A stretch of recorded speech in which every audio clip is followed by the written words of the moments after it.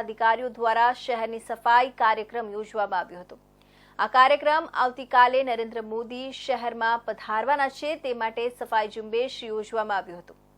વાત કરીએ પશ્ચિમ વિધાનસભાના ધારાસભ્ય પૂર્ણેશ મોદીની તો જહાંગીરપુરાની પાછળ આવેલા રોડ પર સફાઈ અભિયાનમાં તેઓ જોડાયા હતા। આ ઉપરાંત ભાજપના ઘણા કાર્યકર્તાઓ પણ જોડાયા હતા।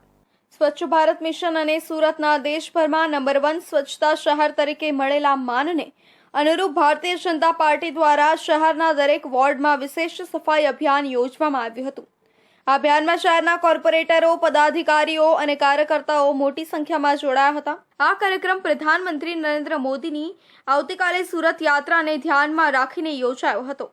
જેથી શહેરને વધુ સ્વચ્છ અને સુંદર બનાવી સ્વચ્છતા માટેનો સંદેશ પૂરો ઉઠાવવામાં આવે। પશ્ચિમ વિધાનસભાના ધારાસભ્ય પૂર્ણેશભાઈ પણ જાગીરપુરા વિસ્તારમાં આવેલા એક રોડ પર સફાઈ ઝુંબેશમાં જોડાયા હતા। તેમની સાથે ભાજપના અનેક કાર્યકર્તાઓએ પણ સાથ આપ્યો હતો અને શહેરની સફાઈ માટે ઉત્સાહપૂર્વક શ્રમદાન કર્યું હતું। સૌથી પહેલા તો વિશ્વ નેતા અને હિન્દુસ્તાનના યશસ્વી પ્રધાનમંત્રી આદરણીય શ્રી નરેન્દ્રભાઈ મોદી સાહેબ સુરત મહાનગરમાં આવતીકાલે પધારનાર છે, ઉપસ્થિત થનાર છે। સુરતની પાવન ધરતી પર એમનું હાર્દિક સ્વાગત છે।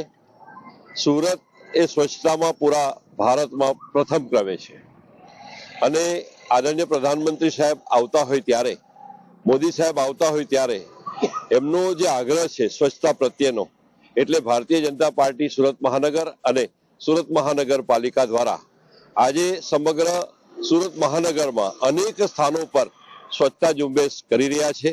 અનેક કાર્યકર્તાઓ આજે સ્વચ્છતા ઝુંબેશમાં લાગ્યા છે। ત્યારે આજે અહીં MVM સર્કલ જહાંગીરપુરા મુકામે અહીં સબ આગેવાનો આ સફાઈ ઝુંબેશમાં જોડાયા છે।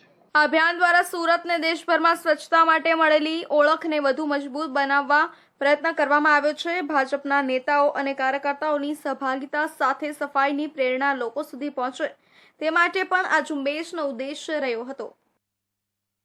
સુરત